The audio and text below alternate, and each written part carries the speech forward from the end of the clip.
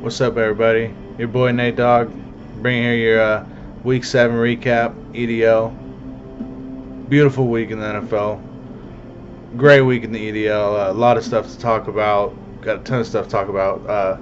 So I'm going to just jump right into it. Maybe talk about some house cleaning issues, a little bit about the league before I jump into a little breakdown of the week, of the games. As you all saw, we contracts got updated. We were slacking on that, Brett and myself. So apologize for us falling behind. As you guys know, sometimes with the players getting dropped and the penalties and all that, the ads come fast and furious. So I'm sure you guys understand, but we got all the contracts, all the penalties are posted on the message board for next year, and then I bumped up so you can see this year. So make sure to always manage your team and look at your contracts. I know a couple people are close to their max for this year's penalty, contract space for your team, and then we have next year, so you can always kind of keep that in mind when managing contracts and what you want to do and how you want to build your team. So everything's updated. Check that out. It's on the message board if you guys haven't seen that. Another thing, Pete hit me up this week, gave me an idea to add 3 more awards, or I guess 1 more award for the division winner. So I went ahead, good idea, went and added Roe, Pete, and Dan. You all have division trophies, so if you want to go look in your trophy case, those are there. So appreciate that. Power rankings. Power rankings was something I want to talk about. It's close as I've ever seen it in power rankings. Right now, Robbie actually is leading the league, so good job, Robbie, in the power rankings, but it's not by much at all. The top 3 alone separated by like 0.24, and then the top 6 is within a 1.5 of each other. So the power rankings are just close. The top 6 teams are just, it's a dogfight. Dogfight still. 7 weeks through the year. And I know there's some teams at the bottom trying to come up too, but hopefully we'll be there soon. What else we want to talk about? Survivor. Robbie's still doing his thing. If you haven't noticed, a couple weeks ago, Chiefs at Oakland. Chiefs. That's an easy pick. Last week, Chargers and Jags. Picks Chargers. That's an easy pick.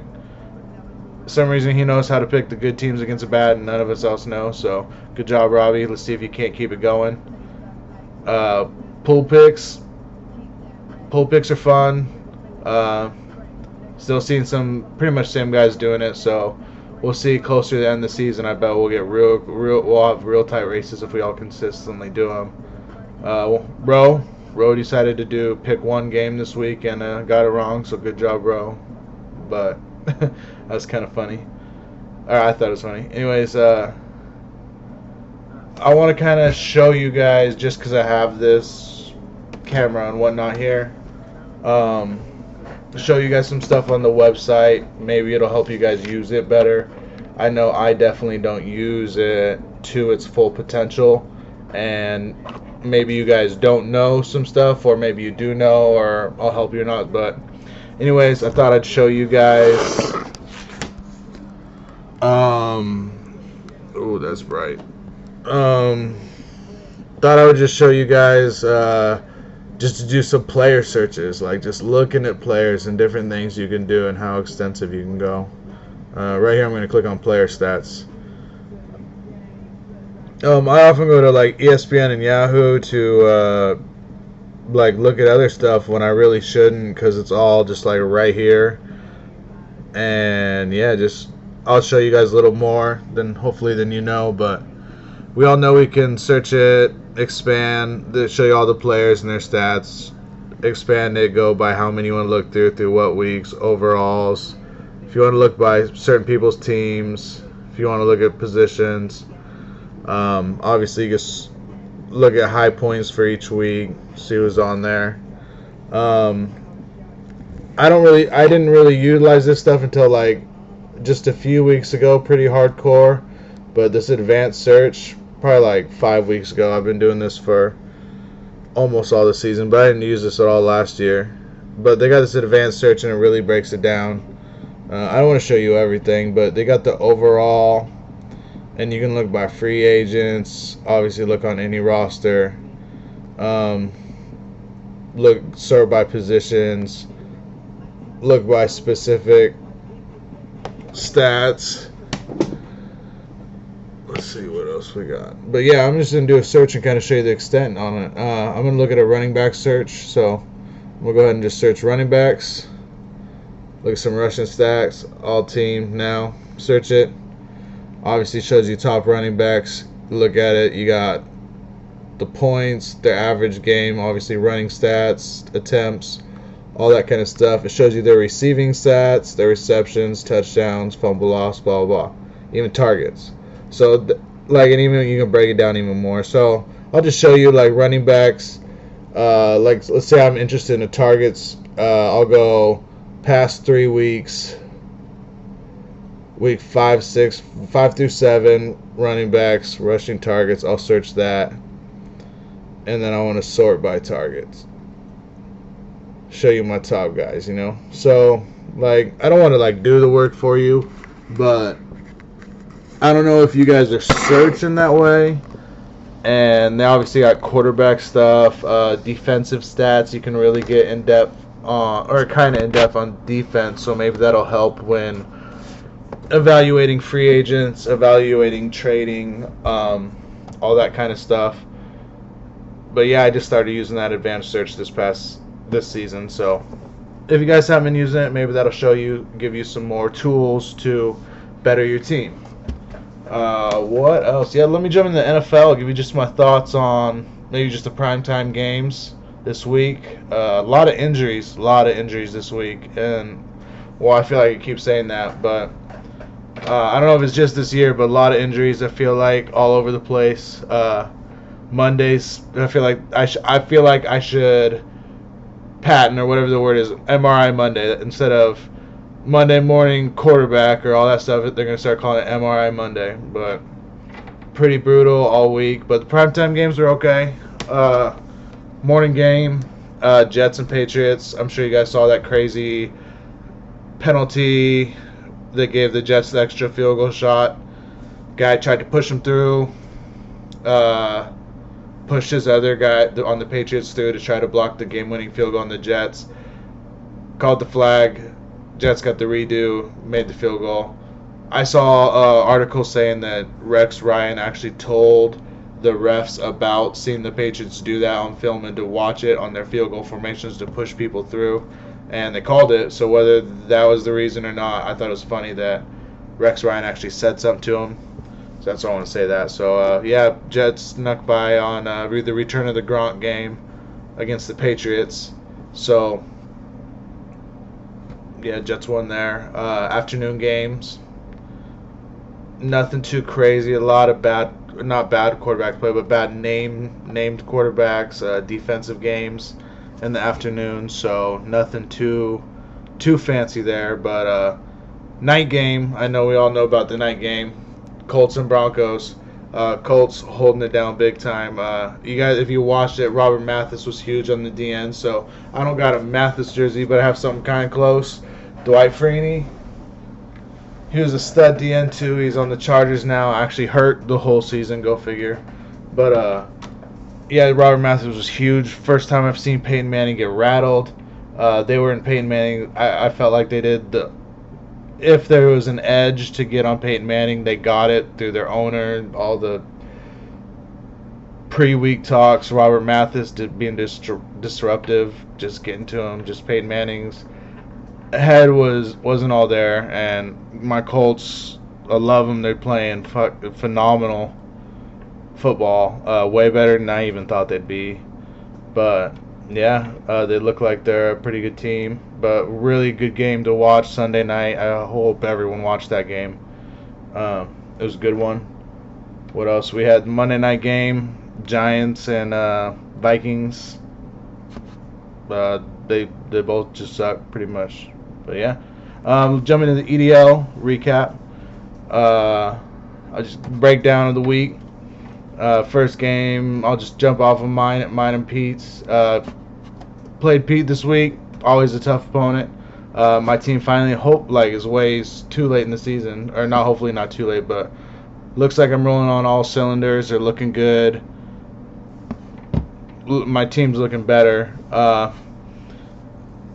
Return of the Gronk game again. So Pete had Gronk. It was a return. Gronk definitely showed up, came to play.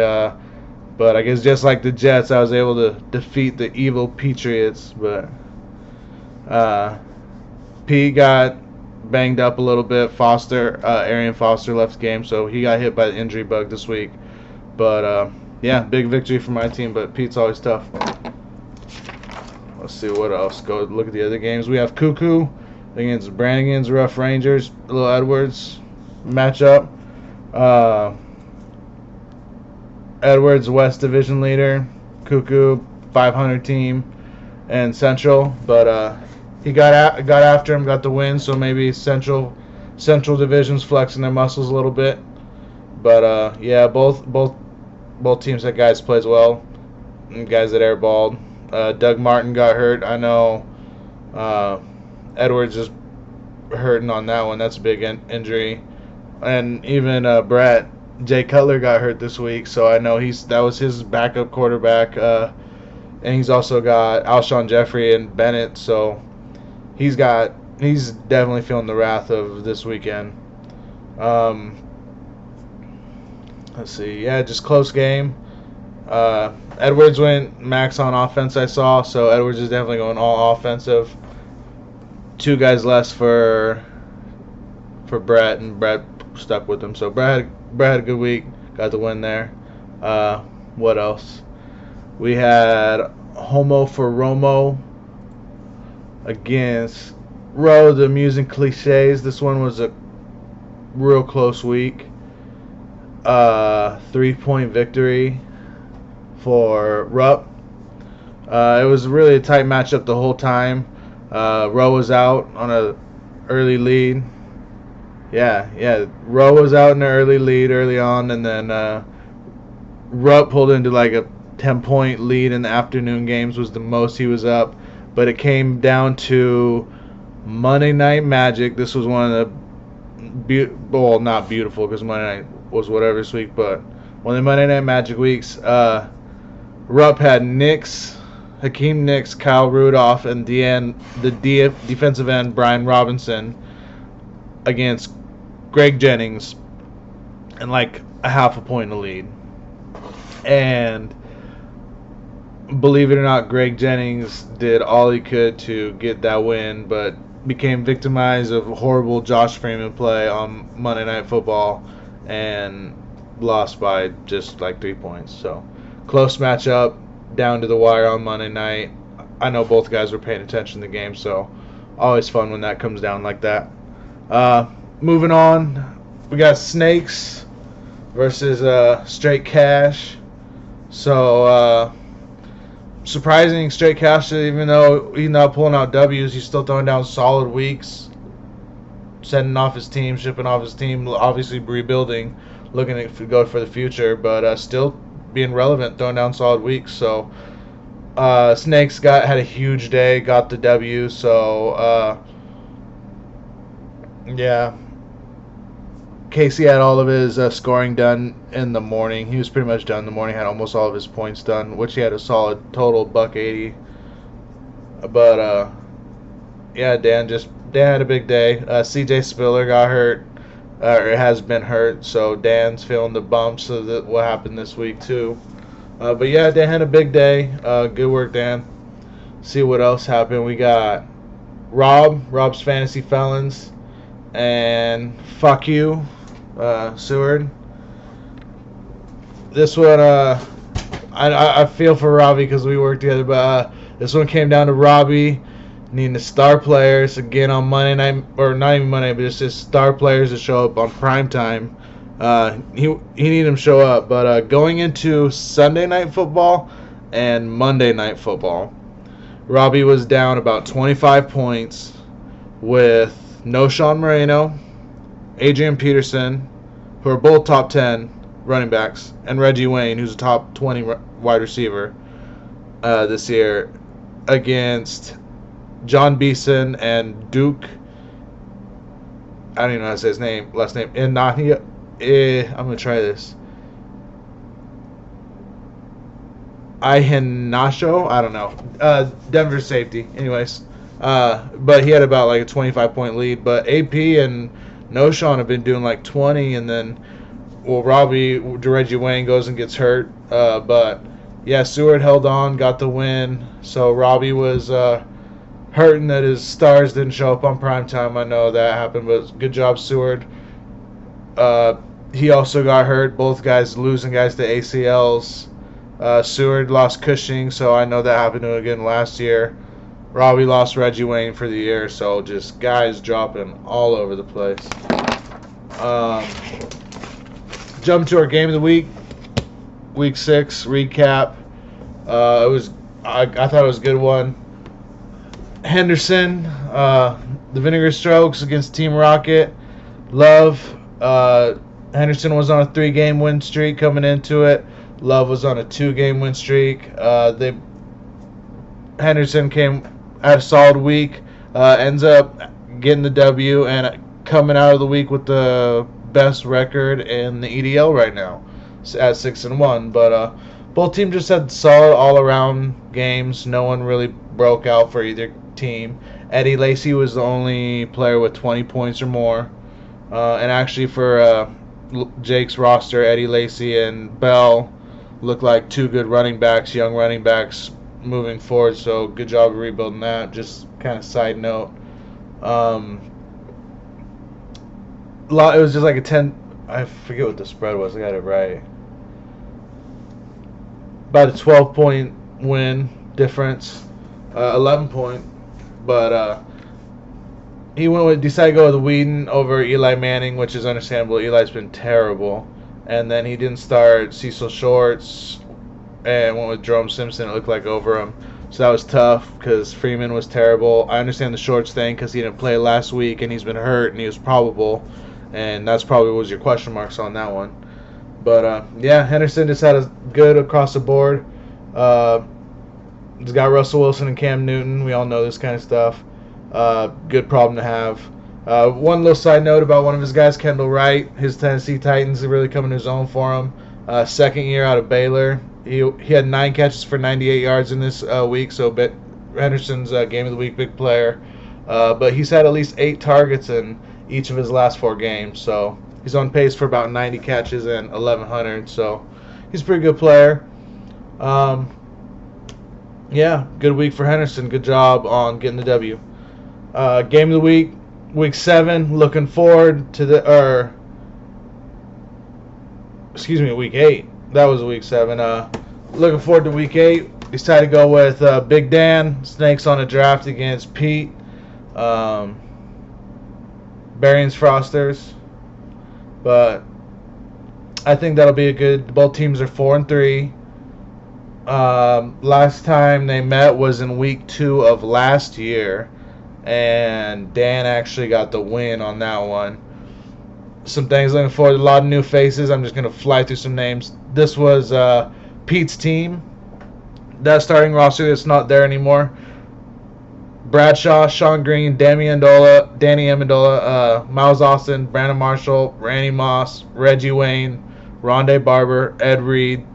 There's 8 starters right there not on the roster.